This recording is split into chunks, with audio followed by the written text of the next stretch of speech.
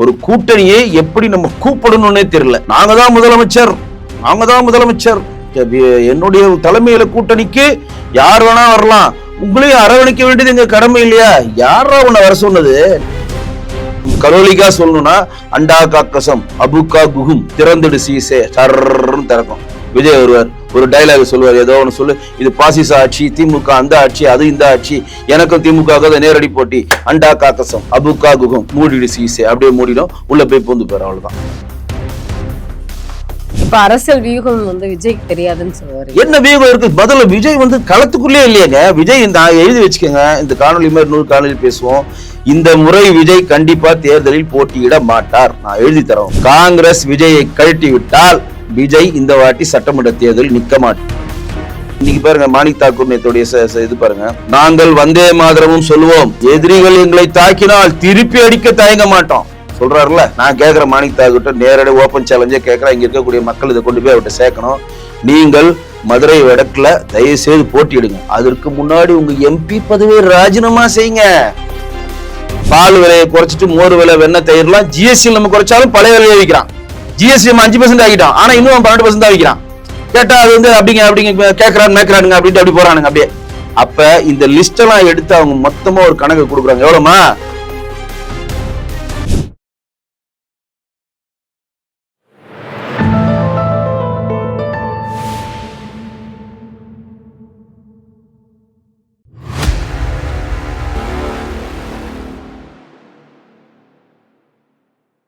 தாமரை TV நேயர்களுக்கு அன்பான வணக்கம். இன்று நேர்காணலில் சிறப்பு விருந்தினர் தமிழக பாஜகவின் கலை மற்றும் கலாச்சார பிரிவின் மாநில அமைப்பாளர் வெங்கடேசன் அவர்கள் நம்முடன் இருந்திருக்கிறார். சார் வணக்கம். வணக்கம் ஜி.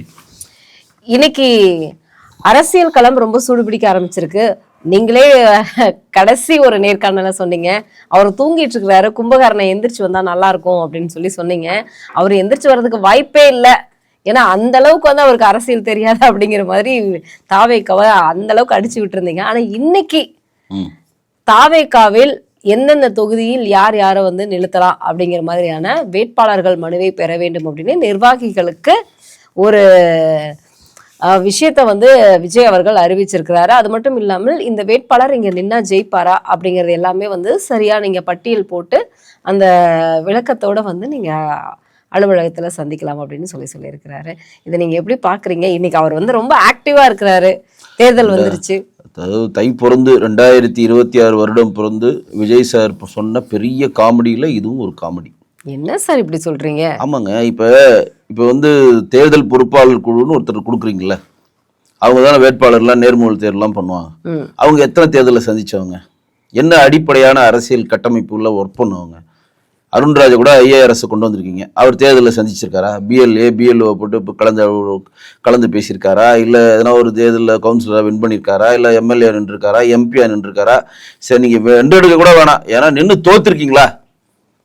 யார் யாரை நீங்கள் போடுறீங்க? இப்போ உங்கள்கிட்ட 50 தலைவர்கள் உங்ககிட்டயே இல்லாமல், உங்களை பற்றி எதுவுமே தெரியாமல், இளமை காலத்தில் வேற ஒரு ரசிகராக இருந்து தாவேக்கா போனதுனால விஜய் ரசிகராக ஆக்கப்பட்ட ஆதவர்ஜுனா, தாவேக்கா போனதுனால விஜய் ரசிகர்களால் ஆக்கப்பட்ட நிர்மல்குமார், தாவேக்கா போனதுனால லைலாகுமார், தாவேக்கா போனதுனால ராஜ்மோகன், இவர்கள் எல்லாம் நீங்க பர்சனல் வாழ்க்கை எடுத்தீங்கன்னா அவன்லாம் சின்ன வயசுல எந்த படத்தை பார்த்திருப்பான்னு உங்களுக்கே தெரியும். கண்டிப்பா விஜய் படத்தை பார்த்திருக்கவே மாட்டான். அவன் போயிட்டான், நாய் வேஷம் போட்டா என்ன பண்ணும்? குலைக்கும். அங்க போய் குலைக்கிறானுங்க, அவ்வளவுதான். தவிர இவர்களுக்கு அடிப்படையா ஒரு நேர்காணல் எப்படி பண்ணணும், ஒரு கூட்டத்தை எப்படி வடிவமைக்கனே ஃபர்ஸ்ட் உங்களுக்கு தெரியல. ஒரு கூட்டணியை எப்படி நம்ம கூப்பிடணும்னே தெரியல. நாங்க தான் முதலமைச்சர், என்னுடைய தலைமையில கூட்டணிக்கு யார் வேணா வரலாம், உங்களையும் அரவணைக்க வேண்டியது எங்க கடமை இல்லையா? யாரா உன்னை வர சொன்னது? நீங்க எடப்பாடி அருமையா சொல்லிட்டாரு பிரஸ் மீட்ல. பெரிய சம்பளத்தை விட்டு நான் வந்திருக்கேன்னு ஒரு நடிகர் சொல்றாரு. யார் அவரை கூப்பிட்டது? இந்த முதல் படத்துல அர்ஜுன் பண்ணுவார் பாத்தீங்களா, நீங்க அரசியலுக்கு வந்தே ஆகணும்னு சொல்லி அர்ஜுன் டாய்லெட் போறப்பெல்லாம் பின்னாடி போவாங்க, பாத்திருக்கீங்களா?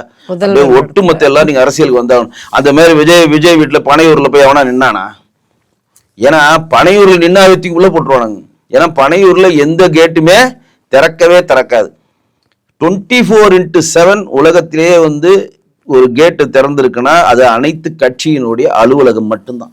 நீ கமலாலயம் போங்க, 24 மணி நேரம் கேட்டு திறந்திருக்கும். அண்ணாரியாரமும் சொல்றேன், எம்ஜிஆர் மாளிகையே சொல்றேன், எல்லாமே திறந்திருக்கு. ஏன்னா தனக்கான குறைகளை, தனக்கான நிறைகளை, தனக்கான பாதுகாப்பை இந்த கட்சியின் சார்ந்து இருக்கிறோம், இது வணங்குன்னு சொல்லி அவன் நம்புவான். ஒருத்தன் ஹேண்டிகேப்டா ஒருத்தன் வந்து நிக்கிறான், விஜய் மேல பார்க்கணும்னு போவே இல்லை. ஒருத்தன் விஜய் வீடுலயே போய் ஒளிஞ்சிட்டு இருக்கான், அவரை பார்க்கணும்னு சந்திக்கல. அப்ப நீங்க எப்படி இருக்கீங்கன்னா, உங்களுக்கு வந்து கலோலிக்கா சொல்லணும்னா அண்டா காக்கசம் அபுக்கா குகும் திறந்துடு சீசே சர்ன்னு திறக்கும். விஜய் வருவார், ஒரு டைலாக் சொல்லுவார், ஏதோ ஒன்று சொல்லு, இது பாசிச ஆட்சி, திமுக அந்த ஆட்சி, அது இந்த ஆட்சி, எனக்கும் திமுக நேரடி போட்டி, அண்டா காக்கசம் அபுக்கா குகம் மூடிடு சீசே, அப்படியே மூடிடும், உள்ள போய் பூந்து போயிரு, அவ்வளவுதான், வெளில வரவே மாட்டார். அடுத்த அண்டா காக்கசம் சொல்றப்பதான் வெளியில வருவார். இவர்கள்லாம் அரசியல் கட்சி நடத்துறாங்க, இவர்கள்லாம் தலைவர், இதற்கு பின்னாடி விசிலடிச்சாங்குஞ்சி இத்தனை பேர் இருக்கு. இந்த விசிலடிச்சாங்குஞ்சிகளுக்கு விசிலே கழிச்சிருக்கு. அதுதான் இப்ப பெரிய காமெடியே. அது தமிழ்ல சொன்னா இந்த அச்சில் ஏற்ற முடியாத, இங்க வந்து அது தமிழ் வார்த்தையை சொல்ல முடியாத ஒரு அர்த்தத்தை தமிழ் வார்த்தையை கொண்டு வந்திருக்காங்க. அதை வச்சு மிமிஸ் போட்டுட்டு இருக்காங்க. அப்ப நீங்க ஒரு தேர்தல் பணிக்குழுவா ஒண்ணு போட்டுட்டு இருக்கீங்க, தேர்தல் பொறுப்பாளரா ஒண்ணு போடுறீங்க. வேட்பாளரை நீங்க தேர்ந்தெடுத்து வேட்பாளரை நீங்க ஃபில்டர் பண்றதுக்கு ஒரு குழு போடுறீங்களே, அந்த குழுல யார் இருக்கணும்? அதிகமான தேர்தலில் வென்றெடுத்தவங்க தாங்க இருக்கணும். இப்ப தேசிய தேமுக இருக்குல்ல, விஜயகாந்தோடைய கேப்டன் கட்சி தேமுக, நல்லதோ கெட்டதோ பன்ருட்டி ராமச்சந்திரன் ஒருத்தர் வச்சிருந்தாங்க. அவங்க பன்ருட்டி ராமச்சந்திரன் தான் அவைத்தலைவர் மேல வச்சிருந்து அவருடைய வழிகாட்டுதல் படிதான் விஜயகாந்த் வந்து 2000 தேர்தலில் சந்திச்சு 10% ஓட்டு எடுத்தார். ஏன்னா அவர் சொல்லுவார், இது இப்படிதாங்க தேர்ந்தெடுக்கணும், இங்க ஜாதி பலம் அங்கேயா இருக்கும், இங்க பணம் தேவைப்படுங்க, இங்க இந்த 2 பேர் சேர்ந்து நின்னாங்கன்னா நம்ம பின்வாங்கினுட்டா இந்த வியூகத்தை தெளிவா சொல்லுவாங்க. இந்த மாதிரி சொல்றதுக்கு அங்க யார் இருக்கா? அதிகபட்சம் நான் பார்த்து ரொம்ப எக்ஸ்பீரியன்ஸ் ஆகுனா, காரி மூஞ்சில துப்புனா தொடச்சுக்குவேன் அப்படின்னு சொன்ன நாஞ்சில் சம்பவத்தை அங்க வந்து அதிகமான தேர்தலை வென்றெடுத்தவர்ல கொஞ்சம் எக்ஸ்பீரியன்ஸான ஒரு அரசியல்வாதி. ஏன் செங்கோட்டையன் இருக்காரு சார்?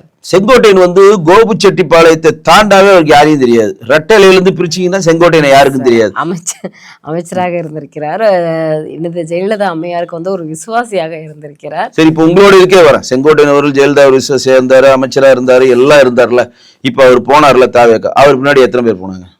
திமுக பின்னாடி எத்தனை பேர் போனாங்க? ஓ பன்னீர்செல்வம் அணியில் இருந்தவரை அனைத்து பேரும் எங்க போனாங்க? திமுக தாங்க போனாங்க. செங்கோட்டையன் பின்னாடி போன ஒரே ஒரு ஆளு மத பாசத்தின் அடிப்பில் ஜேசிடி பிரபாகரன் போனார். மதம் அவர் வந்து கிறிஸ்தவ மதத்தை சேர்ந்தவர். ஜோசப் விஜய் நம்மளும் கிறிஸ்தவ மதத்தை சேர்ந்தவர். நம்ம இயேசு சபையெல்லாம் ப்ரெஷர் கொடுத்தோம்னா அவர் அங்கே போய் சேர்ந்தார். தவிர மனோஜ் பாண்டியன் போனாரா, மைத்ரேயன் போனாரா, அன்வர் ராஜா போனாரா, இப்போ லேட்டஸ்டா போன 2 பேர் வைத்தியலிங்கம் சேர்ந்தார், தஞ்சாவூர்ல போனாரா, இன்னொரு வைத்தியலிங்கம் கூட சேர்ந்தார், அவரு போனாரா? யாருமே போலங்க. ஏன் போக மாட்டாங்கன்னா, அவர்கள் எல்லாம் தேர்தல் களத்தில் தேர்தல் வேலை செய்து தேர்தல்லாம் என்ன, ஜெயிக்கிறதுக்கான வியூகம் என்ன, பேசிக் தெரிஞ்ச ஆட்களுங்க அவங்க. விசிலடிச்சாங்குஞ்சி பின்னாடி போயிட்டா நம்ம ஓரமா நின்றுட்டு இவரை போய் தலைவர் நம்ம வாயில சொல்ல முடியாதுன்னு ஒரு கட்டம். ரெண்டாவது வந்து நீங்க ஒரு இடத்துக்கு போறீங்க, அறிவார்ந்த சிந்தனையான ஆளா நீங்க இருக்கீங்க. அப்ப நீங்க ஒரு இடத்துக்கு போறப்ப அங்க உள்ள ஆட்கள்ல பெரும்பான்மையான ஆட்கள் அறிவார்ந்த சிந்தனையான ஆளா நீங்க இருந்தால் மட்டும்தான் உங்களுடைய பேச்சு அங்க எடுபடும். அங்க இருக்கிறதெல்லாம் முட்டா பீஸா இருந்தா நீங்க போய் பேசணும்னா உங்களை முட்டா பீஸ் தான் அவன் முட்டா பீஸ் சொல்லும். அப்படிதான் செங்கோட்டையன் மாட்டின்னுக்காரு. நல்லா செங்கோட்டையனுடைய எக்ஸ்பீரியன்ஸுக்கு செங்கோட்டையனுடைய ஈக்குவலைஸா இருக்க துரைமுருகன் அவர்கள், திண்டுக்கல் பெரியசாமி அவர்கள், நம்ம ஏடிஎம்கேல திண்டுக்கல் சீனிவாசன், இன்னும் யார் யார் இருக்காங்களோ அந்த கட்ட தலைவர்களுக்கு நெளிவு சுழிவு தெரியும். இவங்க சொல்றத கன்சிடர் பண்ணுவாங்க. ஆமா, இவர் சொல்றது கரெக்டு. ஏற்கனவே இந்த டேட்டா வந்து என்ன சொல்லுதுன்னா, ஏற்கனவே வந்து இந்த ஜாதி சமூகம் அங்கே அதிகமாக இருக்குது, இதுக்கு பதில் வேற ஆளை நிப்பாட்டலாம், இங்கே முஸ்லீம் கேண்டிடேட் 2-3 பேரை ஒரே பேரில் நிப்பாட்டணும். இது இப்போ இது ஒரு வியூகங்க. இப்போ ஓ பன்னீர்செல்வம் வந்து போன ராமேஸ்வரத்தில் நிற்கிறப்ப ஓ பன்னீர்செல்வன்ற பேர்ல 10 பேர் என்ன, எதுக்கு? அது ஒரு வியூகம். தேர்தல் வந்துட்டா வென்றெடுக்கணும். இதுல வந்து மாமன் மச்சான் அப்பன் புள்ள அதுக்கெல்லாம் வேலையே கிடையாது. தேர்தல் தான் வென்றெடுக்கணும். அது எந்தெந்த சட்ட ரீதியாக என்னென்ன கட்டமைப்பு இருக்கோ அதெல்லாம் உபயோகப்படுத்துவாங்க தேர்தல். அது தவறு இல்லை. இப்ப அரசியல் வியூகம் வந்து விஜய்க்கு தெரியாதுன்னு சொல்லுவாரு. என்ன வியூகம் இருக்கு? முதல்ல விஜய் வந்து களத்துக்குள்ளே இல்லையங்க. விஜய் இந்த எழுதி வச்சுக்கோங்க, இந்த காணொலி மாதிரி 100 காணொலி பேசுவோம். இந்த முறை விஜய் கண்டிப்பா தேர்தலில் போட்டியிட மாட்டார். நான் எழுதி தரேன் உங்களுக்கு. போட்டியிடாதவர் எப்படி சார் வந்து வேட்பாளர்களை வந்து நியமிக்க சொல்றதுக்கான உத்தரவுகள்? தேர்தல பாருங்க, வேட்பாளர் நியமிக்கிறது, ஆக்டிவா இருக்கிறது, நாங்க வந்து அரசியல் இருக்கிறோம், இது எல்லாம் கட்டமைப்பு பண்ணிக்கிட்டே இருப்பாங்க. இப்ப டிடிவி அவர்கள் தேசிய ஜனநாயக கூட்டணி தேர்தல் கூட்டணியில் இணையறதுக்கு முன்னாடி ஒட்டுமொத்த தமிழ்நாட்டில் விருப்ப மனு பெறலையா? விருப்ப மனு பெற்றாரா இல்லையா? அவர் தானே முதல்ல விருப்ப மனு பெறவே ஆரம்பிச்சது. அதுக்கப்புறம் தான் ஏடிஎம்கே ஆரம்பிச்சாங்க. இவங்க தன்னுடைய தொண்டர்களை, தன் ரசிகர்களை தன் வசப்படுத்திக்கிட்டே இருக்கிறாங்க. விஜய் காங்கிரஸ் விஜயுடன் கூட்டணிக்கு வந்தால் விஜய் இந்த முறை சட்டமன்ற தேர்தலில் நிற்பார். காங்கிரஸ் விஜயை கழட்டி விட்டால் விஜய் இந்த வாட்டி சட்டமன்ற தேர்தல் நிக்க மாட்டார் எழுதி. காங்கிரஸ் நம்பிதான் விஜய் இருக்காரு.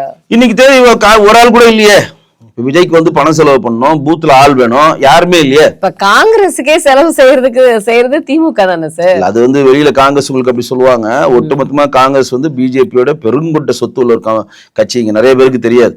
நீங்க காங்கிரஸ் தமிழ்நாடு சென்னையில எடுத்துட்டாவே உங்களுக்கு தேனாம்பேட்டை மைதானம் மட்டும் சத்தியமூர்த்தி போன்ற 2 வித்தாவே பல ஆயிரம் கோடிக்கு போகும் டிஸ்ட்ரிக்ட்ல.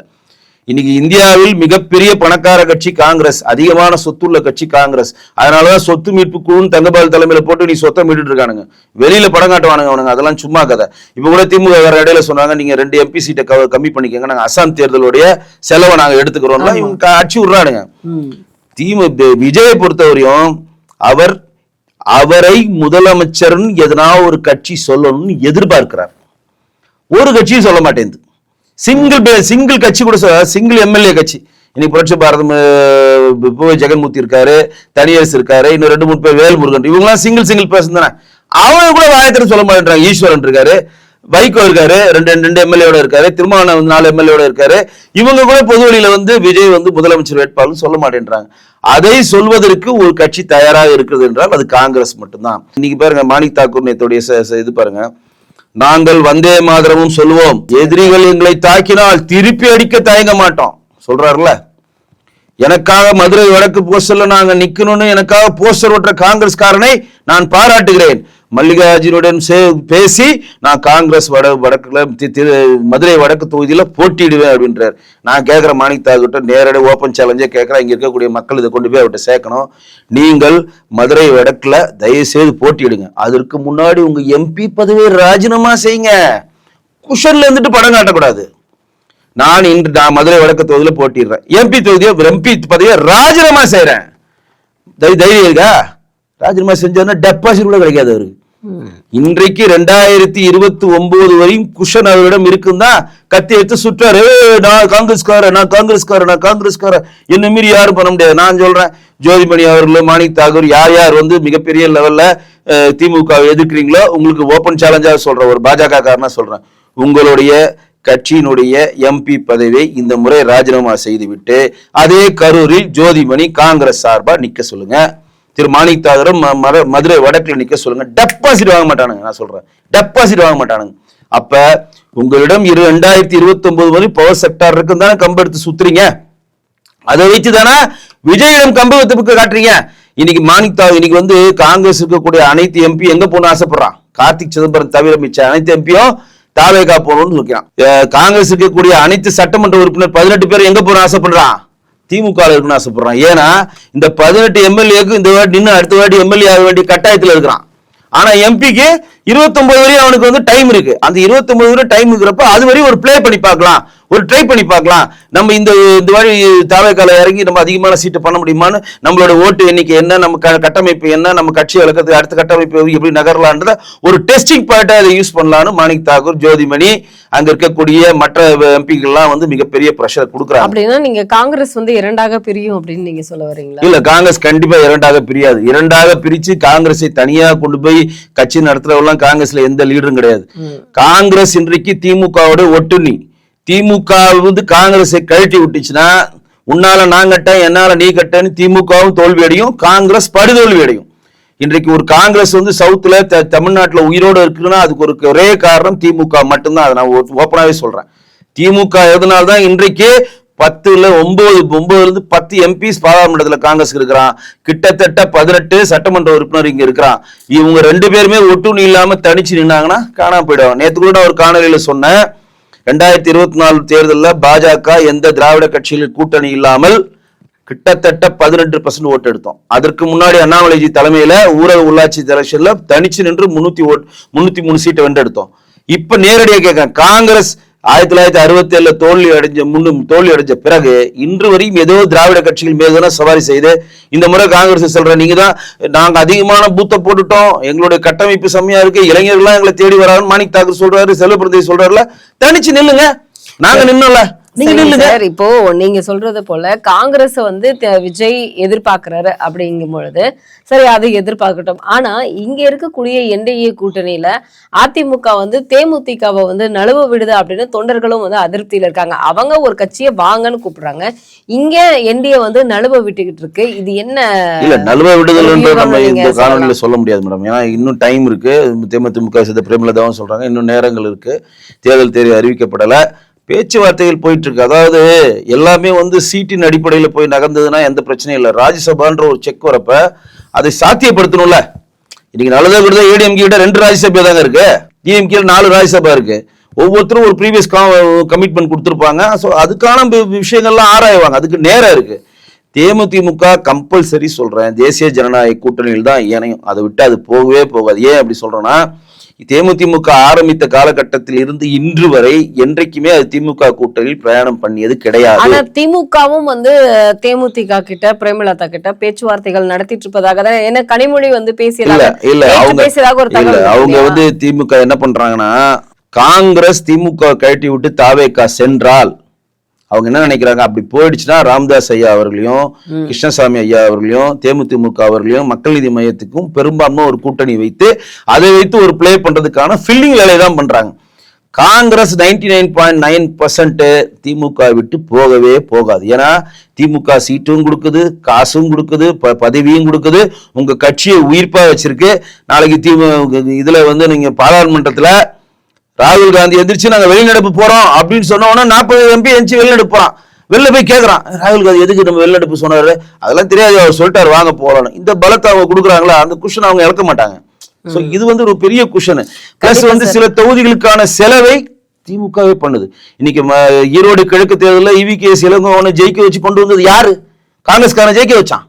EVKS இளங்கோவன் நின்னார்ல ஈரோடு கிழக்குல, அவருடைய பையன் இறந்தோன்னா அவர் தான் நிக்கணும். மாண்புக்கு முதலமைச்சர் MK ஸ்டாலின் ஈரோடு போய் கேட்கிறாரு, என்கிட்ட பணம் இல்லைன்ற, நீங்க வாங்க சும்மா நில்லுங்கன்ட்டு. ஒரு காங்கிரஸ்காரன் போய் வேலை செய்யல அந்த டைம்ல. அன்றைக்கு காங்கிரஸ் காரிய கமிட்டியினுடைய தலைவராக இருக்கக்கூடிய அடியேறி கூட அங்க போய் ஒரு நாள் பிரச்சாரம் பண்ணல. திமுக இருக்கக்கூடிய 12 அமைச்சர்கள் பட்டி போட்டு வேலை செஞ்சு அன்னைக்கு வென்றெடுத்தாங்கல்ல. அப்ப இன்னைக்கு இருக்கக்கூடிய செல்வ பெருந்தகை யாரு? திமுகவுடைய ஸ்பை தானங்க. அவர் காங்கிரஸ் கரை வெட்டி கட்டிய திமுக காருங்க. இன்னைக்கு திமுக இன்னைக்கு ஒரு விஷயத்தை நீங்க பதிவு செய்ய விரும்புறேன். தமிழ்நாட்டில் காங்கிரசினுடைய சட்டமன்ற உறுப்பினராக யார் வரணும்னு முடிவு பண்றது தமிழ்நாடு காங்கிரஸ் காரிய கமிட்டி கிடையாது. தமிழ்நாட்டில் யார் எம்பி ஆகணும் காங்கிரஸ் சார்பாக, யார் எம்எல்ஏ ஆகணும் காங்கிரஸ் சார்பாக முடிவு பண்ணுவது திமுக. இதுல எந்த மாற்றமும் கிடையாது. சரிங்க சார், இன்னைக்கு வந்து தேமுதிக வந்து விஜயோட போறதுக்கான ஒரு வாய்ப்பு. இப்போ நீங்க திமுகவை அவங்க செலக்ட் பண்ண மாட்டாங்கன்னு நீங்க சொல்றீங்க. ஆனா தேமுதிக வந்து விஜயோட போறதுக்கான வாய்ப்புகள் நிறைய இருக்கு அப்படிங்கிற மாதிரியான இது கொஞ்சம் வந்து சூசகமான வார்த்தைகள் எல்லாமே பிரேமலதா அவர்கள் பேசுறது பிரஸ் மீட்ல எல்லாம் நம்ம கவனிச்சிருப்போம். இப்ப அங்க போறதுக்கான ஏதாவது வாய்ப்புகள் இருக்கு? தேமுதிக வந்து கம்பல்சரி தாவேகாவுல போகவே போகாது. தாவேகாவோட ஒரு சின்ன உழைப்பாளர் கட்சி கூட போகாது நான் சொல்றேன். ஏன்னா துரோகத்தின் மொத்தபடியுமா விஜய் இருக்கார். விஜயகாந்துக்கு அவர் எவ்வளவு துரோகம் அளிச்சார் உங்களுக்கு தெரியும். ஒரு நாளைய தீர்ப்புன்னு ஒரு படம் எடுத்து தோல்வி அடைந்து, அடுத்த படம் தேவா எடுத்து தோல்வி அடைந்து, கிட்டத்தட்ட திரையுலகத்துக்கே விலகி போகணும்னு ஒரு கட்டமைப்புல வரப்ப சம்பளமே வாங்காம விஜய்க்கு அண்ணனாக திரு விஜயகாந்த் கேப்டன் வருவன் செந்தூர பாண்டின்னு ஒரு படம் நடிக்க வச்சு அது வெற்றி படமா கொடுத்து ஒட்டுமொத்த தமிழ்நாட்டில் இருக்கக்கூடிய ஏபிசி 3 சென்டர்லையும் கொண்டு போய் விஜயை சேர்த்தவர் திரு கேப்டன் விஜயகாந்த். அந்த நன்றி உணர்வு விஜய்க்கு இருந்தா இன்றைக்கு விஜய் நடித்திருக்கிற விஜயகாந்த் இறந்த பிறகு அவருக்கு 2 படம் நடிச்சிருந்தார். அந்த 2 படத்திலையும் ஒரு முக்கியமான ரோலை சண்முக பாண்டியனுக்கு கொடுத்து அவரை தூக்கி விட்டுருக்கணும். அதான் நன்றிங்க, அதான் நன்றி. நான் உங்களுக்கு ஒரு உதவி செஞ்சு உங்களை தூக்கி விடுறேன், நீங்க அந்த இடத்துக்கு வந்துடுறீங்க. உதவியத்துக்கு வரப்ப என்னுடைய மகன் கஷ்டப்படுறான், என் மகனை கூப்பிட்டு கைத்தாங்களா வச்சு அவனுக்கு இன்னைக்கு சொல்றாரு யாரு? லாகவா லாரன்ஸ் சொல்றாரு. பொதுவில் லாகவா லாரன்ஸுக்கு விஜயகாந்துக்கு எந்த சம்பந்தம் இல்லை. அவர் சொன்னாரு, நான் வந்து அடுத்த படம் எடுக்கிறப்ப ஒரு சமமான ரோலை சண்முக பாண்டியனுக்கு கொடுத்து அவருடன் இணைந்து நடிப்பதுக்கு அதற்கான கதையை தயார் பண்ணுங்கன்னு அவர் சொல்றாரு. அது யார் சொல்லணும்? திரு விஜய் அவர்கள் சொல்லணும். அப்ப நன்றி, முதலே நன்றி மறந்தவர் அது ஒரு விஷயம். கட்சியை ஆரம்பிக்க போறேன்னு சொல்றப்ப சீமானுடன் பிரயாணம் பண்ணி தமிழ் தேசியத்தை பத்தி பேசி 2 பேர் திராவிட கட்சிகள் மாற்றாக நாங்க மிகப்பெரிய ஒரு கட்டமைப்பு ஏற்க போறோம் சீமான் அவர்கள் பாடுபட்டாங்களா இல்லையா? அப்ப கட்சியில விக்கிரவாண்டி கூட்டத்தில் என்ன சொல்றாரு? நாங்க வந்து தேசியத்தையும் ஆதரிப்போம், தமிழ் தேசியத்தையும் ஆதரிப்போம், திராவிடத்தையும் ஆதரிப்போம்னு சொல்லி சக்கரை பொங்கல்ல எதை ஊத்துறாரு? ரசத்தை ஊத்துனாரா இல்லையா? அப்பதான் சீமான் சொன்னாரு, இவனோட அவன் ஒரே நேரத்துல பழைய சோறு தின்றான், புது சோறு தின்றான், அவனை போய் ஓரமா விளையாட சொல்லு, நடுரோட்ல விளையாண்டானா லாரி வச்சா செத்து போடுவான். சொன்னாரா இல்லையா? என்ன காரணம்? உங்களிடம் பழகி, உங்களிடம் எல்லா கட்டமைப்பையும் வாங்கி, ஒரு ஒரு டிசைன்ஸ் எல்லாம் வாங்கிட்டு துரோகம் அழைக்கிறீங்க. 41 பேர் செத்துட்டு நீங்க போய் முடங்கி இருக்கிறீங்க. உங்களுடைய கொள்கை வீரர்கள், உலகமகா வீரர்கள், பருத்தி வீரர்கள், யார் ஆதவர்ஜுனா, பருத்தி வீரர்களாக புசியானந்த், பருத்தி வீரர் நிர்மல்குமார், பருத்தி வீரர் ராஜ்மோகன், பருத்தி வீரர் லைலாமணி, 41 பேர் செத்தவன தெரிச்சு ஓடிட்டாயா. எங்க இருக்கிறானே தெரியல, ஜல்லல போட்டு தர்றாங்க. அன்னைக்கு திமுக மட்டும் அவங்களை அரெஸ்ட் பண்ணுன்ற ஒரு கட்டமைப்புல வந்தா அவன் வந்து பாத்ரூம்ல ஜெயிலுல போய் பாத்ரூமே போயிருப்பான். நடுங்குறான், ஜெயிலாவே நடுங்குறான், தெரிச்சு ஓட்டான். இவர் என்ன பண்றாரு, நேரா வீட்டுல வந்து செட்டில் ஆயிட்டார் விஜய் சார். அப்ப உங்களுக்கு தன்னம்பிக்கை கொடுத்து திமுக என்ன மாதிரி வேலைகளை பண்ணிச்சுன்னு பொது வழியில் எடுத்துரைத்தவர் யார்? அன்னைக்கு இருக்கக்கூடிய எதிர்கட்சி தலைவர் இருக்கக்கூடிய எடப்பாடி கே பழனிசாமி, அன்றைக்கு இருந்தக்கூடிய எங்களுடைய மாநில தலைவர் திரு நயனா நாகேந்திரன்ஜி, முன்னாள் மாநில திரு அண்ணாமலைஜி பிரைமரியா நேரடியா வாலண்டியா வந்து விஜய்க்கு சப்போர்ட் கொடுத்தாங்களா இல்லையா? அந்த நன்றி இன்னைக்கு இருந்ததுன்னா இன்னைக்கு வந்து அஇஅதிமுக ஊழல் கட்சி நீங்க எப்படிங்க சொல்வீங்க? எப்படி சொல்ல முடியாது நன்றி உங்கள்கிட்ட இருந்தா? அன்றைக்கு எடப்பாடி பழனிசாமி போற கூட்டத்துக்குலாம் தன்னிச்சையா யார் வந்து தாவேகா தொண்டர்கள் வந்தாங்களா இல்லையா? அவங்க என்ன நினைக்கிறாங்க, திமுக இந்த மாதிரி பண்ணிடுச்சு, நம்ம வந்து இந்த கட்சியை உயிர் போட வச்சிருக்கோம்னா, நம்ம வந்து சுதந்திரமா நடமானோம்னா நமக்கு ஒரு பின்புலம் தேவை. அந்த பின்புலத்தை தேசிய ஜனநாயக கூட்டணி தான் தரும்னு சொல்லிட்டு இந்த பக்கம் விஜய் சார் போட்டோவும் இந்த பக்கம் எடப்பாடி சார் போட்டோவும் வச்சு பேனர் அடிக்கலையா? தாவேகா கொடியை வச்சு அவர் காட்டலையா? இதெல்லாம் தன்னிச்சையா வந்த கூட்டம் தானே. இது யாருன்னா வந்து சொல்லி கொடுத்தாங்களா? எடப்பாடி எல்லாரும் போன் பண்ணி வாங்க தாவேகா தொண்டர்கள் வாங்கினாரா? இல்ல விஜய் போன் பண்ணி தாவேகா தொண்டர்கள் எடப்பாடி போய் ஆதரவு கொடுக்குன்னு சொன்னாரா? அவங்களுடைய டிசைன், அதாவது விஜய் ரசிகர்களுடைய மனப்போக்குக்கு எதிராக விஜய் செயல்பட்டு கொண்டிருக்கிறார் என்றது அது சாட்சி. அப்ப உங்களுக்கு நன்றி பாராட்ட வேண்டிய எடப்பாடி அவர்களையும் திரு நாயனான் அவர்களையும் இன்றைக்கு பொது வழியில் வைத்து விஜய் சார் பேசுறாருன்னா அப்ப நன்றி இல்லைன்னு தானே அர்த்தம். அப்ப நன்றி இல்லாத ஒருத்தர் 40 பேர் செத்தவனை வீட்டுல போய் பார்க்காம அவனை என்ன வந்து பார்த்து நிவாரணம் வாங்கிப்போன்னு சொல்ற ஆள்கிட்ட எந்த ஒரு அறிவார்ந்த அரசியல் பின்புலமும் அறிவார்ந்த அரசியல் அறிவு உள்ள எவனுமே அது கிட்ட போக மாட்டேன்றாங்க. இன்னைக்கு கூட காங்கிரஸ் போகிறதுக்கு பயப்படணும் தெரியுங்களா? காங்கிரஸை வந்து சீமான் மாதிரி யூஸ் பண்ணியோ எடப்பாடி மாதிரி யூஸ் பண்ணியோ திருப்பி நம்மளை எல்லா வரையும் பண்ணி கழட்டி விட்டானா இன்னைக்கு நம்ம எந்திரிக்கவே முடியாது, நடு தெருவில் நிக்கணும்ன்ற இந்த பயத்துலதான் காங்கிரஸ் தாவேகா போக பயப்படுது. இன்னைக்கு எல்லா கட்சிகளுமே வந்து தங்களுடைய தேர்தல் பிரச்சாரங்களை வந்து ரொம்ப சிறப்பாக செஞ்சுட்டு இருக்காங்க அப்படின்னே நம்ம சொல்லலாம். அதிமுக கொஞ்சம் வித்தியாசமா செயல்படுறாங்க. போயிட்டு அதிமுக ஆட்சி காலத்துல என்ன மாதிரியான விலைப்பட்டியல் இருந்தது, இப்ப திமுகவுல எப்படி இருக்கு அப்படின்னு ஆன் ஸ்பாட்ல நீ எப்போ வந்து எவ்வளவு கரண்ட் பில் கட்டின, நீ இதுக்கு முன்னாடி எவ்வளவு பால் வாங்கின அப்படிங்கிற போத கொண்டு 2011 2019 அப்படிங்கிற மாதிரியான நிறைய லிஸ்ட் போட்டு எடுத்து கொடுத்துட்டு இருக்காங்க. அதாவது நீங்க வந்து நேரடியா பாதிக்கப்பட்டிருக்கீங்க. எப்படின்னா நீங்க ஒரு செலவு பண்றப்ப செலவா ஒண்ணு பண்றப்ப அந்த பாதிப்பு உங்களுக்கு தெரியாது. கண்டிப்பா இப்ப பெட்ரோல் விலை அப்படிதான் போடுவோம். பெட்ரோல் விலை வந்து எக்ஸாக்டா ஒரு 99 ரூபா இருக்குன்னு வச்சுங்களேன். சும்மா ஒரு எக்ஸாம்பிளா 90 ரூபா இருக்குன்னு வச்சுங்களேன். நீங்க ரெகுலரா எப்படி போடுவீங்க? 100 ரூபாய்க்கு பெட்ரோல் போடு, இப்படிதானே போடுவீங்க. கரெக்டா 1 லிட்டர் போடு 0.13 அது வரை பாப்பீங்களா? 100 ரூபாய்க்கு போடு, அப்ப 100 ரூபாய் வந்து போயிடுவீங்க. அந்த 100 ரூபாய்க்கு நீங்க போடுன்ற மனத்துக்குள்ள வரப்ப அந்த பெட்ரோல் ஏறுது இறங்குன்றது உங்களுக்கு பெரிய பாதிப்பை உங்களுக்கு ஏற்படுத்தாது, உங்களுக்கு பெருசா ஏற்படுத்தாது. நீங்க காரை போய் ஃபில் பண்றீங்க 3000 ரூபாய்க்கு போடு, அவ்வளவுதான். 3000 ரூபாய்க்கு எத்தனை லிட்டர்லாம் நமக்கு தெரியாது. நீங்க இருக்க பிசில எல்லாம் பாத்துட்டு இருக்காங்க 3000 ரூபாய்க்கு எத்தனை லிட்டர் வருதுன்னு. 3000 ரூபாய்க்கு போட்டாச்சா போயிடுன்றோம். ஆனா வந்து நீங்க வந்து 2021 வெறும் 3000 ரூபாய்க்கு போட்ட பெட்ரோல் 2025 இப்ப 4000 ரூபாய்க்கு போடுறீங்க அப்படின்றத உங்களுக்கு தெரியாம உங்ககிட்ட சொல்லணும். நீங்க மறந்து போன விஷயத்த உங்களுக்கு நினைவுபடுத்துறோம். எப்படி ஏடிஎம்கே கனெக்ட் அப்படின்னு சொல்லி ஒரு மிஷின் மாதிரி வச்சிருக்காங்க. அந்த மிஷின்ல எடுத்துட்டு போயிட்டு கொடுக்குறாங்க. கொடுத்துட்டு 2021 அரிசி விலை எவ்வளவு, 2021 பருப்பு விலை எவ்வளவு, 2021 துவரம் பருப்பு விலை எவ்வளவு, கோதுமை விலை எவ்வளவு, சர்க்கரை விலை எவ்வளவு, பால் விலை எவ்வளவு, 2021 எவ்வளவு கரண்ட் பில் கட்டினீங்க, 2021 சொத்து வரி என்ன கட்டினீங்க, 2021 கழிவு நீர் வடிகால் சொல்லுகிற மெட்ரோ வாட்டர் எவ்வளவு கட்டினீங்க, அப்படியே எடுக்கிறான். அடிச்சு இவ்வளவு கட்டியிருக்கீங்க. இப்ப சொல்லுங்கம்மா 2025 வந்துருச்சுல, இங்கதான் தேனும் பாலும் ஓடுது. திமுக ஆட்சியில் வந்து நாங்க 11.19% உயர்ந்துட்டோம், உலக நாடுகளுக்கே முன்னுதாரணமா தருவோம் அப்படின்னு அப்பாட்டக்கிற மாதிரி எல்லா திமுக சொல்றாங்களே. இப்ப சொல்லுங்க 2021 அரிசி விலை இது, இப்ப 25 அரிசி விலை எவ்வளவு, 2021 பருப்பு விலை எவ்வளவு, இப்ப 25 எவ்வளவு, 25 நம்ம சர்க்கரை எவ்வளவு, கரண்ட் பில் எவ்வளவு, பால் எவ்வளவுன்னு சொல்லி ஒவ்வொன்னா பிரிச்சு காட்டுறப்பதான் அப்பதான் வந்து நம்ம சாதாரண ஒரு குடிமகன் நம்ம எவ்வளவு வந்து வருடம் எக்ஸ்ட்ரா பணம் பே பண்றோம் ரியலைஸ்க்குள்ள வரான். எப்படி வரான்? இன்னைக்கு சொத்து வரி வந்து கரண்ட் பில் வந்து எவ்வளவு ஏத்திருக்கீங்க? 62% ஏத்திட்டீங்க. ஆனா கரண்ட் பில் நீங்க கட்டிட்டு இருக்கீங்க, திட்டுறீங்க, கட்டிடுறீங்க. அதே மாதிரி சொத்து வரி 200% ஏத்திட்டீங்க. பால் விலையை குறைச்சிட்டு மோர் விலை, வெண்ணெய், தயிர்லாம் ஜிஎஸ்டி நம்ம குறைச்சாலும் பழைய விலையை விற்கிறான். ஜிஎஸ்டி 5% ஆகிட்டான், ஆனா இன்னும் 12% தான் விற்கிறான். கேட்டா அது வந்து அப்படிங்க கேட்கறான் மேற்கிறானுங்க அப்படின்ட்டு அப்படி போறானுங்க அப்படியே. அப்ப இந்த லிஸ்ட் எல்லாம் எடுத்து அவங்க மொத்தமா ஒரு கணக்கு கொடுக்குறாங்க. எவ்வளவுமா? 17 லட்சம் இன்றைக்கு வரையும் 5 வருடத்தில் ஒவ்வொரு தமிழ்நாடு இருக்க குடிமகனும் திமுக விலைவாசியால் பாதிக்கப்பட்டிருக்கான். அதிமுக ஆட்சி காலத்தில் கொடுக்கப்பட்ட அந்த தாலிக்கு தங்கம் திட்டமாகட்டும், மடிக்கணினி திட்டமாகட்டும், இன்னும் இருக்கக்கூடிய ஸ்கூட்டருக்கு மானியமாகட்டும், இந்த திட்டத்தெல்லாம் ரத்து பண்ணதுல ஒரு 2.5 லட்சம் சேர்த்து கிட்டத்தட்ட 19 லட்சம் ஒவ்வொரு தமிழ்நாட்டில் இருக்கக்கூடிய ரேஷன் கார்டுல ஒவ்வொரு குடும்பத்தாரும் எங்க கொடுக்குறாங்க? திமுக ஆட்சி காலத்தில் நமக்கு கொடுக்குறான்.